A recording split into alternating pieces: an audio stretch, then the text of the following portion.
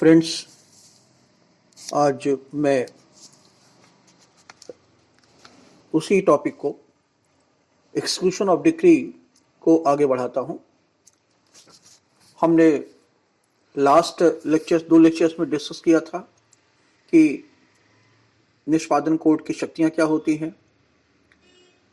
Court can not go behind the decree और उसके अपवाद क्या क्या हैं। किन सर्कमस्टांसेस में जो डिक्री पारित करता है कोर्ट डिक्री को ट्रांसफर कर सकता है और ट्रांसफरी कोर्ट की क्या पावर होती है। सेक्शन 42 में डिस्कस किया था ट्रांसफरी कोर्ट के पावर्स। जो असाइनी है 49 में उसकी क्या स्टेटस होता है। एप्लीकेशन कौन दे सकता है, एप्लीकेशन किसके अगेंस्ट में दिया जा सकता है और कौन कौन से लोग पार्टीज होते हैं। जो प्लेंटिफ होता है, जो डिक्री होल्डर होता है वो भी पार्टी होता है, जो प्रतिनिधि होता है वो भी पार्टी होता है और यहां तक कि जो थर्ड पार्टी भी हैं जो डिक्री को अफेक्ट कर सकते हैं वो भी पार्टी होते हैं। जैसे मान लीजिए कि कोई प्रॉपर्टी डिक्री किसी खिलाफ हो गई है, उस प्रॉपर्टी किसी ने परचेज कर लिया तो वही पार्टी हो गया। ये हमने कल डिस्कस किया था टॉपिक। आप आज और 51 में बताया था कि एक्सक्लूशन ऑफ मोड्स के बेसिकली 4 तरीके होते हैं। पहला तो अरेस्ट है, अरेस्ट डिटेंशन है। दूसरा है डिलीवरी ऑफ प्रॉपर्टी है, अटैचमेंट है, सेल है और चौथा है अपॉइंटमेंट ऑफ रिसीवर। इसके अलावा कोर्ट अगर चाहे तो किसी और तरीके से प्रॉपर्टी को एग्जीक्यूट कर सकता है, क्योंकि एक्सक्लूशन का बेसिक पर्पस होता है कि जिसके अगेंस्ट में जिसके फेवर में डिक्री पारित की गई है उसे कोई प्रॉब्लम नहीं होना चाहिए और अनहार्म्ड मतलब बिल्कुल बिना किसी अवरोध के उसे जो डिक्री का फ्रूट है, जो डिक्री का फल है, उसे मिल जाना चाहिए। तो अब 3 तरीकों में से आज हम एक डिस्कस करेंगे, arrest and detention. Arrest and detention जैसा हम सब कॉमन सेंस से समझते हैं कि डिक्री के एक्सक्लूशन का लास्ट रिसोर्ट होना चाहिए, अंतिम, या ऐसी स्थिति होनी चाहिए कि कल हमने डिस्कस किया था वो भाग रहा हो, प्रॉपर्टी बेच के भाग रहा हो, खुद अवॉइड कर रहा हो। अगर उसे अरेस्ट न किया गया तो प्रॉपर्टी जो डिक्री होल्डर है उसके खिलाफ असाल्ट कर सकता है, मैन हैंडलिंग कर सकता है, प्रॉपर्टी को समाप्त कर सकता है। बहुत सारे तरीके होते हैं अरेस्ट करने के। तो ये डिपेंड करता है एक्चुअली जो डिक्री होल्डर है कि वो कौन से रेमेडी चाहता है, कौन से रिलीफ चाहता है। एक चीज और समझ लीजिए इस कंटेक्स्ट में कि कोर्ट अगर चाहे तो एक साथ सभी रिलीफ दे सकता है डिक्री होल्डर को। जैसे चाहे तो अरेस्ट भी कर सकता है, चाहे तो प्रॉपर्टी को अटैच भी कर सकता है, या प्रॉपर्टी को सेल भी कर सकता है, और एक साथ अगर चाहे तो रिसीवर भी अपॉइंट कर सकता है। ये डिपेंड करता है कि नेचर ऑफ डिक्री क्या है और कहीं ऐसा तो नहीं है कि कोई ऐसी गुंजाइश छोड़ दिया जाए एक्सक्लूशन में जिससे जजमेंट डेटर कहीं भाग जाए या ऑब्स्ट्रक्शन क्रिएट करे। ये बेसिक पर्पस होता है एक्सक्लूशन ऑफ डिक्री का। इसलिए देखिए डिक्री के 2 पार्ट में किया गया। 47 में साफ साफ कहा गया है, कल हम डिस्कस किया था इसको आपको, कि अब डिक्री जो पास करता है कोर्ट वही एक्सक्यूट भी करेगा। मतलब दोनों साइमल्टेनियस हो सकती हैं डिक्री, और चाहे तो वो डिक्री जो पास करता है कोर्ट खुद वो एक्सक्यूट करे, चाहे तो किसी को ट्रांसफर करे। सर्कमस्टांसेस के बारे में मैंने 2 लेक्चर में डिस्कस किया था। अब जो अरेस्ट का प्रोविजन है वो दिया गया सेक्शन 55 से लेकर के 59 तक में। इसमें सारे एस्पेक्ट दिए गए हैं और जो प्रोविजन दिया गया अपार्ट फ्रॉम 55 टू 59, रूल 37 से लेकर के रूल 40 में। रूल 40 में रूल 37 बहुत इंपॉर्टेंट, ऑर्डर 21 के रूल 37 से लेकर रूल 40 में। इसमें कोई ऐसी चीज नहीं है जो बहुत ज्यादा इंपॉर्टेंट हो। रूल 37 में ये कहता है कि नोटिस के बगैर अरेस्ट नहीं हो सकता, कम से कम 15 दिन की नोटिस होनी चाहिए। अगर अपीयर नहीं होता 15 डेज में तो रूल 38 कहता है उसे वारंट उसके खिलाफ इशू हो सकता है। और रूल 39 और रूल 40 दोनों ये कह रहे हैं कि इंक्वायरी उसके खिलाफ करे कि वो अरेस्ट करे कि वो कैसे पेमेंट करेगा, उसे डिटेन करके इसके लिए एक अपॉइंट करता ऑफिसर, और उस ऑफिसर को 15 दिन रिपोर्ट करना पड़ता है कोर्ट के सामने कि भाई इसने क्या स्टेटस है, पैसा दे सकता है कि नहीं दे सकता, और उसे 15 दिन में ये सारी प्रोसीडिंग्स करनी पड़ती है। इसके अलावा कोर्ट ये भी कर सकता है जो रूल 40 में है कि वो सिक्योरिटी कोर्ट को दे कि वो अगर वो अरेस्ट नहीं कराना चाहता तो क्यों नहीं कराना चाहता, कौन सी सिक्योरिटी देगा, किसकी गारंटी देगा, या पैसे गारंटी देगा नहीं देगा। ये सब प्रोसीजर्स है जो डिटेल दिए गए हैं ऑर्डर 21, रूल 37, 38, 39 और 40 में दिए गए हैं। तो ये बहुत इंपॉर्टेंट इस एस्पेक्ट के लिए नहीं है क्योंकि ये प्रोसीजरल है, बीच बीच में बताते चलेंगे आपको लेकर के। तो जो 41 में 3 तरीके दिए गए हैं, हमने सब डिस्कस किया था 53, 54, 52 में प्रॉपर्टी के बारे में। आज जो अरेस्ट का प्रोविजन है, पहले 55 को डिस्कस करते हैं कि अरेस्ट कैसे होता है। और तो पहली जो इसमें 4 क्लासेज हैं, सेक्शन 55 पे 4 क्लासेज हैं, 1 बाय 1 हम डिस्कस करेंगे। तो पहली चीज तो ये होती है कि जजमेंट डेटर को किसी भी दिन डिक्री के बाद नोटिस दे करके, जैसे मैंने कहा 15 दिन की नोटिस होनी चाहिए, नोटिस दे करके उसे अपीयर होने के लिए कोर्ट में कहा जा सकता है। अगर वो अपीयर नहीं होता, या जो उसका डिक्रीड अमाउंट है जो डिक्री की गई है जजमेंट डेटर के अगेंस्ट में, जजमेंट डेटर न तो कोर्ट के सामने अपीयर होता है, न तो उसको पैसा जमा करता है जो जितना पैसे की डिक्री हुई है।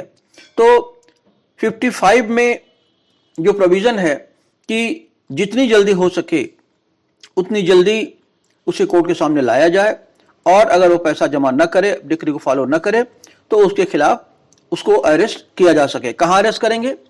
अरेस्ट कहते हैं उसको, कहते हैं सिविल इम्प्रिजनमेंट। ध्यान रखिएगा, सीपीसी में अरेस्ट करने का प्रोविजन इन्हीं में है, सेक्शन 55 में ही है, और 59 तक में अरेस्ट, अदरवाइज सीपीसी में अरेस्ट तो होता ही नहीं है क्योंकि कोई ऑफेंस तो किया नहीं है, और इसलिए कहते हैं सिविल अरेस्ट, सिविल प्रिजन। कभी कोई सवाल जो प्री में आता है तो कंफ्यूज नहीं करिएगा, ये सेक्शन 55 में ही अरेस्ट भी है और डिटेंशन भी है।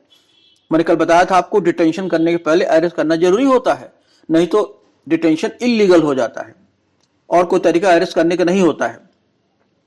तो जितनी जल्दी हो सके उसे कोर्ट पर लाया, प्रेजेंट किया जाए, और वही कोर्ट जो डिक्री को एक्सक्लूड करती है, एक्सक्लूडिंग कोर्ट में जो सिविल प्रिजन है, जैसे इलाहाबाद की कोर्ट है तो इलाहाबाद की जो सिविल कोर्ट है वो डिक्री एक्सक्लूड करेगी।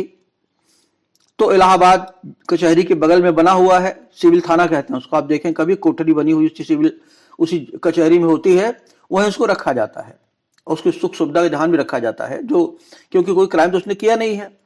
या अगर ट्रांसफरी कोर्ट है जिसको ट्रांसफर किया गया है, तो उस जैसे इलाहाबाद से ट्रांसफर कर दिया गया, मान लीजिए बनारस में, तो बनारस की कोर्ट में उसे रखा जाएगा सिविल प्रिजन में।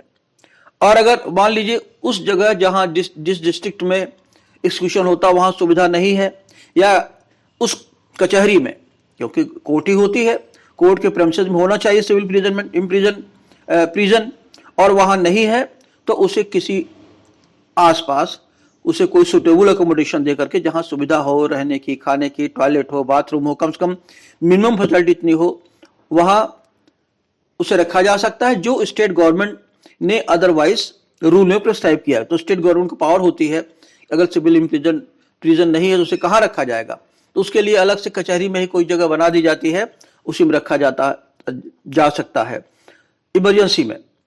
तो कहने का मतलब यह हुआ कि ये सिविल प्रिजनमेंट है, ये in lieu of non recovery of debt है, मतलब जो क्योंकि डेट हो गया, जब डेट मतलब पैसा ऋण हो गया एक तरीके से, जब सिविल कोर्ट ने डिक्री दे दी तो उसका स्टेटस हो गया, अब वो ऋणी हो गया उस आदमी का जिसके फेवर में डिक्री पारित की गई है। तो सिविल प्रिजन में पहला प्रिंसिपल तो यह है कि सिविल प्रिजन में डिटेन किया जाएगा, पहले कोर्ट के सामने प्रोड्यूस किया जाएगा, अगर कोर्ट के सामने प्रोड्यूस नहीं होगा तो उसे 15 दिन की नोटिस दी जाएगी, जो रूल ऑर्डर 21 रूल 37/40 में दिया गया है।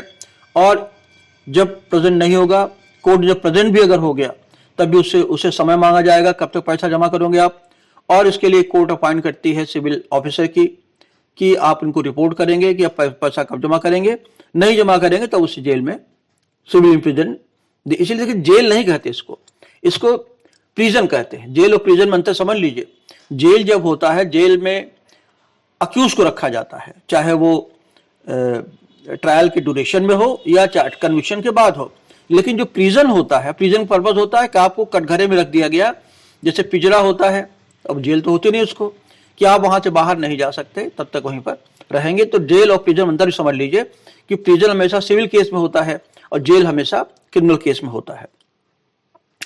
इसका दूसरा प्रिंसिपल यह है कि जो अरेस्ट होगा वो सनसेट के बाद नहीं हो सकता और सनराइज के बाद होगा।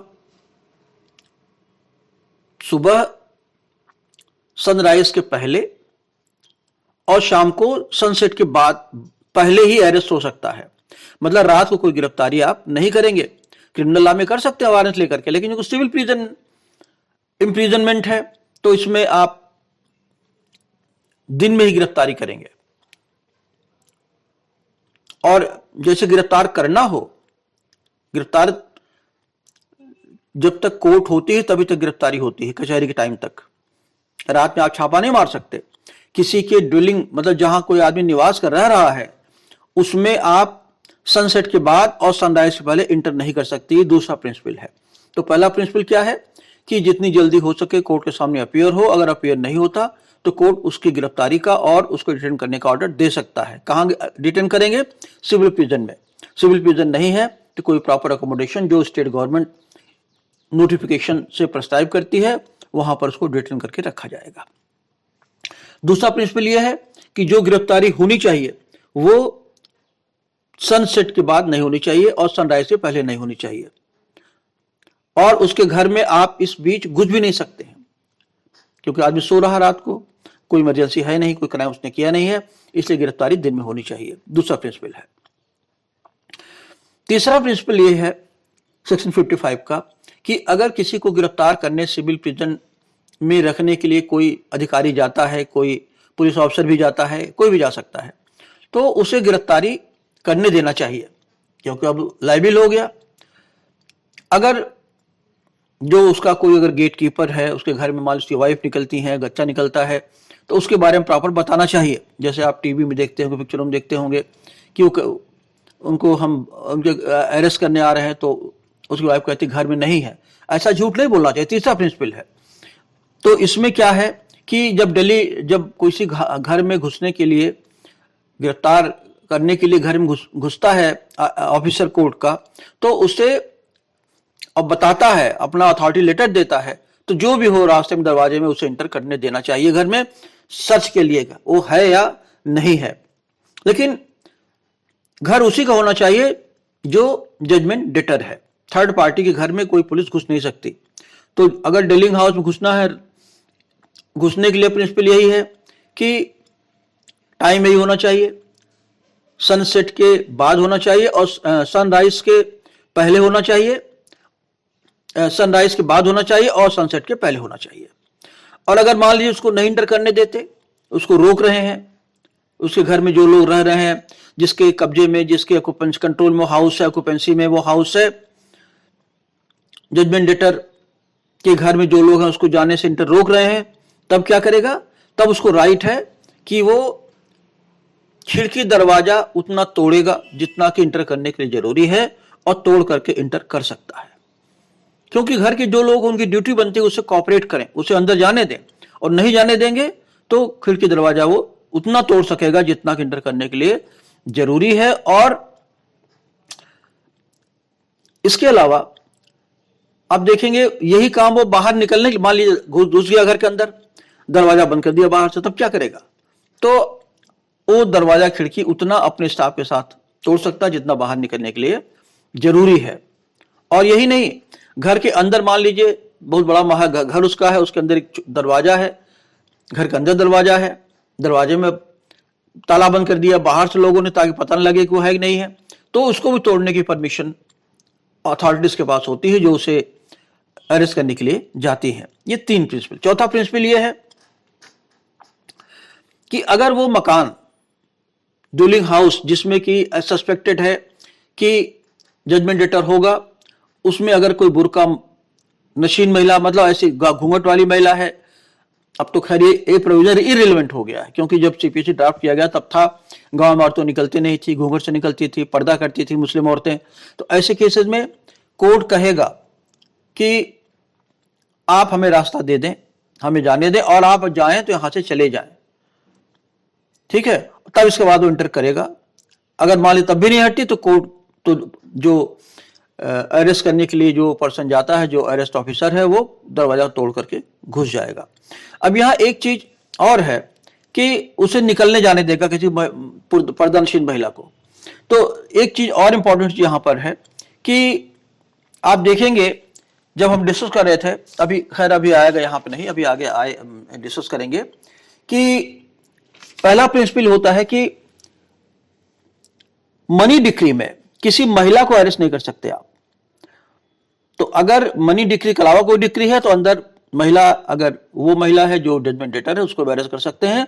अदरवाइज अगर वो जजमेंट डेटर नहीं है, जजमेंट डेटर कोई और है, जो उसका हस्बैंड है, कोई और पर्सन है, तो उसको ढूंढने के लिए जो ऑफिसर डिप्यूट किया गया उसे अंदर जाने देंगे, और महिला से कहा जाएगा कि आप मैडम आप बाहर चले जाइए, हमें तलाशी लेना है। कहा जरूर जाएगा, फिर वो जाए या ना जाए। नेक्स्ट प्रिंसिपल है कि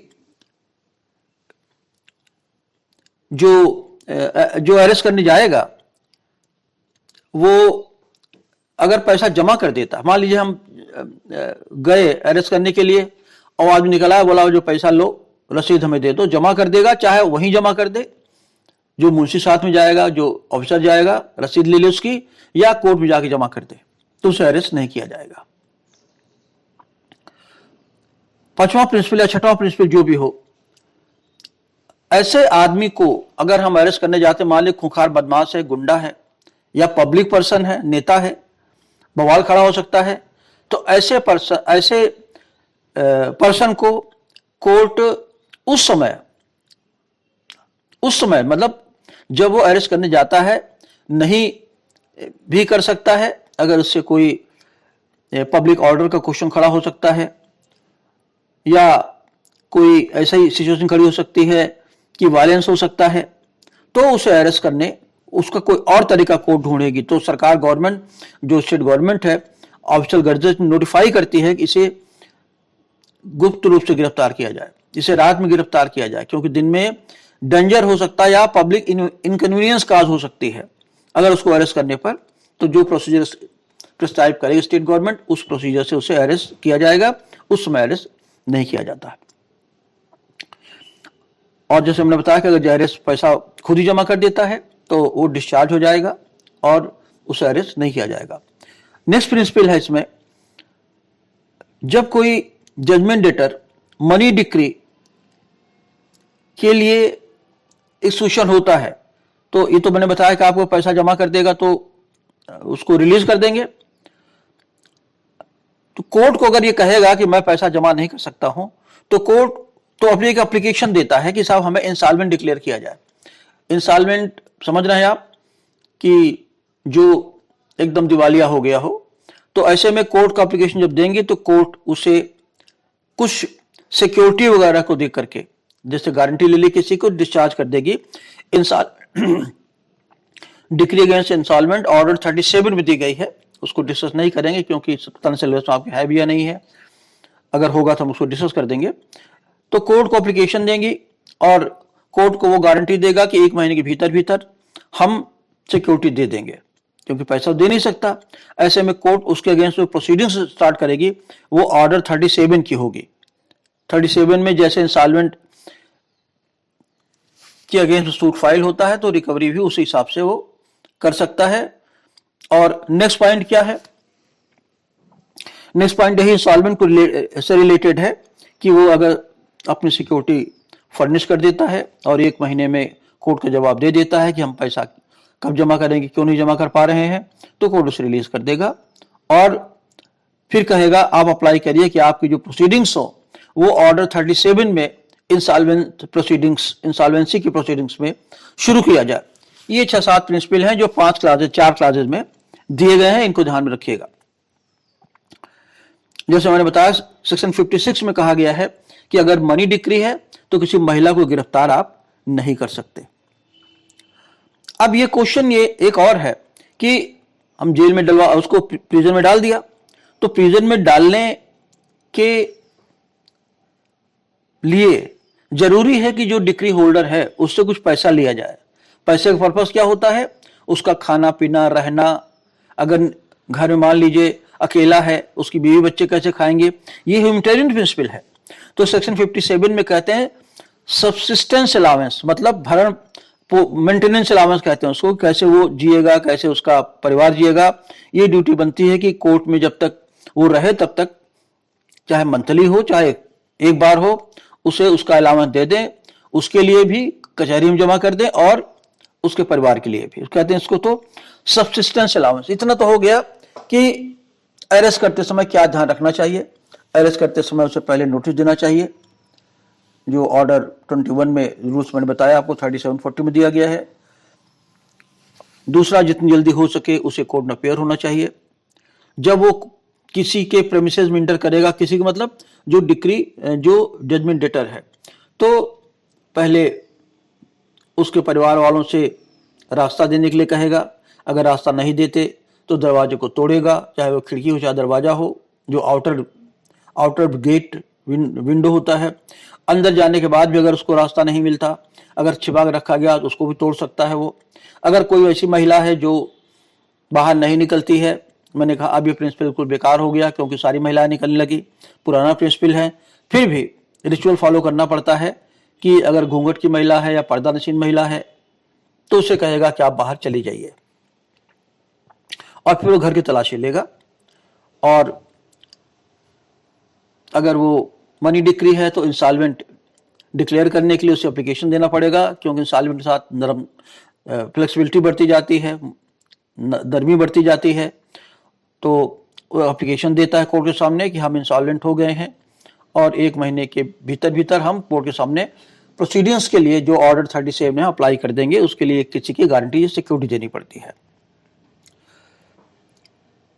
कि 1 महीने भीतर ऐसा करना पड़ता है। और सेक्शन 50 जो मैंने बताया भी आपको, सेक्शन 55 के बाद में अरेस्ट एंड डिटेंशन में जो दरवाजा खिड़की तोड़ेगा, अगर मनी डिक्री है तो महिला को वो डिटेन और अरेस्ट नहीं कर सकता। और अगर सिविल प्रिजनमेंट पे ऑर्डर हो जाता है तो जो डिक्री होल्डर है उसे देना पड़ता सब्सिस्टेंस अलाउंस। ये दिया गया सेक्शन 57 में, ध्यान रखिएगा। अगर ये नहीं देगा तो सिविल इम्प्रिजनमेंट से छूट जाएगा या नहीं जाएगा, क्योंकि जब तक कि वो पैसा नहीं जमा करेगा डिक्री होल्डर उसके मेंटेनेंस के लिए, तब तक उसे इम्प्रिजनमेंट में रखा नहीं जाएगा। ये पैसा डिक्री होल्डर को ही देना होता है। अब 2 सेक्शन और हैं जो प्रोविजन बहुत इंपॉर्टेंट इसलिए है क्योंकि ये कंडीशन मेंशन करता है कि कब जजमेंट डेटर को, जिसको प्रिजन में रखा गया है, डिटेन किया गया है, कब उसे रिलीज करेंगे जो डिटेन किया गया है। तो रिलीज का पहला प्रिंसिपल यह है कि अगर इंपॉर्टेंट है, प्रीमियम सवाल इसमें बनता है कि अगर डिक्रीड मनी है, मनी का अमाउंट 2000 ये मनी का अमाउंट अगर 5000 है या उससे ज्यादा है, तो उसका जो जेल होगा, उसका जो प्रिजन होगा वो 3 महीने तक हो सकता है। ये पहला प्रिंसिपल है।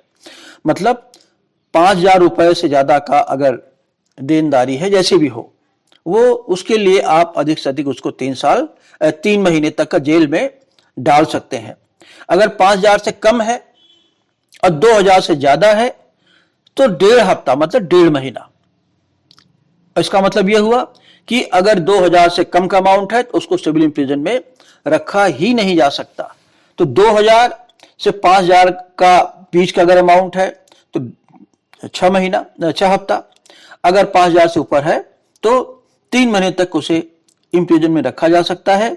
और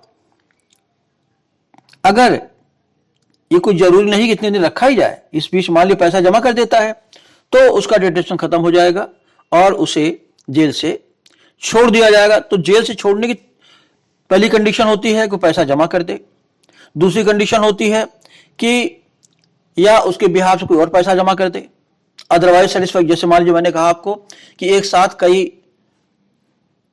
एक्सक्यूशन हो सकते हैं, जेल भी हो सकता है, अरेस्ट भी कर सकता है, डिटेन भी कर सकता है, या डिलीवरी प्रॉपर्टी खो जाए, उतनी डिलीवरी मान लो उसकी बीवी ने कहा अपना हम कंगन आपको दे रहे हैं, कोर्ट में जमा कर दे रहे हैं, या बेच पैसा जमा कर दिया।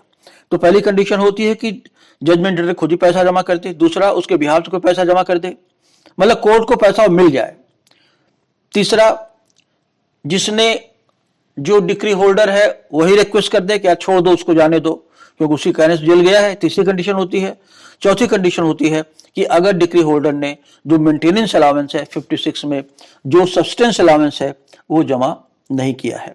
तो ये 5 कंडीशन होती हैं जिसमें वो जेल से छूट सकता है, और अगर छूट गया तो दोबारा वो जेल नहीं जा सकता, क्योंकि कोई क्रिमिनल की जेल नहीं होती, ये ध्यान रखना आपको। और किसी तरीके से उसकी रिकवरी हो सकती है। अगर एक बार डिटेन कर लिया गया है तो उससे दोबारा रीअरेस्टेड नहीं किया जा सकता उस डिग्री के एक्सक्यूशन में। कोई और डिग्री है तो बात दूसरी है।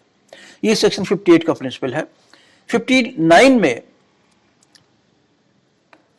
वो कंडीशन बताई गई है, वो बीमार जब पड़ जाता है, अगर मान लीजिए बीमार है, उसकी तबीयत नहीं ठीक है, सर्दी जुकाम है या बुखार है, तो यहां 3 कंडीशन दी गई हैं कि अगर जो जजमेंट डेटर है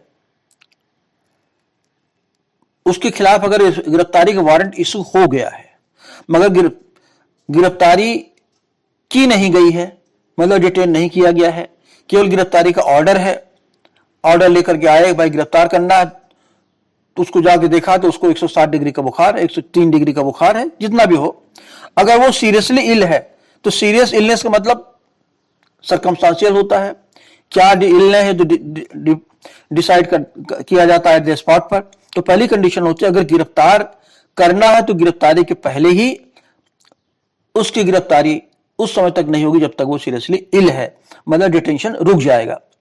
दूसरी कंडीशन होती है अगर उसे गिरफ्तार कर लिया गया है और जाते जाते उसकी तबीयत बिगड़ गई है, कोर्ट जाते जाते, प्रिजन जाते जाते, या जैसे ही रखा वैसे बीमार पड़ गया, बेचैनी हो गई, मतलब किसी तरीके से अगर वो गिरफ्तार हो चुका है तो सिविल इंप्रिजन में पहुंच चुका है या पहुंचने के पहले उसकी तबीयत अगर बिगड़ जाती है, जो वर्ड यूज किया गया if is not in A fit state of health, अब ये जनरल वर्ड है, अगर वो गिरफ्तारी करने लायक नहीं है तो कोर्ट तो उसे गिरफ्तारी करने के बाद भी उसे छोड़ दिया जाएगा। तो पहली कंडीशन क्या है, गिरफ्तार किया ही नहीं जाएगा अगर वो सीरियसली इल है। दूसरी कंडीशन है गिरफ्तारी के बाद उसे अगर लगता है ऑफिसर को कि वो फिट स्टेट ऑफ हेल्थ में नहीं है तो उसे छोड़ दिया जाएगा। तीसरी कंडीशन जो दी गई है रिलीज करने की जेल से, वो 2 लोग उसे रिलीज कर सकते हैं, कोर्ट भी कर सकती है और सरकार भी कर सकती है। अगर सिविल इंप्रिजन में उसे रख दिया गया तो 2 कंडीशन में वो रिलीज हो सकता है। पहला तो ये स्टेट गवर्नमेंट उसे एक नोटिफिकेशन के जरिए गिरफ्तारी को रोक सकती है, ऑर्डर दे सकती है, इसे छोड़ दिया जाए। अगर वो किसी इंफेक्शियस डिसीज से या कंटिगुअस डिसीज से, मतलब छूत-छात की बीमारी जैसे कोरोना है, चेचक है या कॉलरा है, ऐसी बीमारियां जो छूत से हो सकती हैं, कंटिगुअस डिसीज कहते हैं उसको, तो स्टेट गवर्नमेंट ऑर्डर दे सकते है, उसे रिलीज कर दिया जाए। दूसरा, अगर जेल में रह करके बीमार पड़ जाता है, सीरियसली हो जाता है, तो कोई कोर्ट, जो कोर्ट ने उसे डिटेन किया है या उसकी कोई सबऑर्डिनेट कोर्ट उसे जेल से छोड़ सकती है। लेकिन अगर जजमेंट डेटर रिलीज हो गए बीमारी से तो उसे रीअरेस्ट किया जा सकता है, रीअरेस्ट किया जा सकता है, और रीअरेस्ट करने के बाद उसकी कंडीशन वही हो सकती है कि अगर अमाउंट 2000-5000 के बीच में है तो 6 हफ्ता, और 5000 से ऊपर है तो 3 महीने से तक मैक्सिमम गिरफ्तार किया जा सकता है। ये हुआ एक्सक्यूशन बाय अरेस्ट। अब हम नेक्स्ट डिस्कस करेंगे execution by attachment next lecture में। Thank you.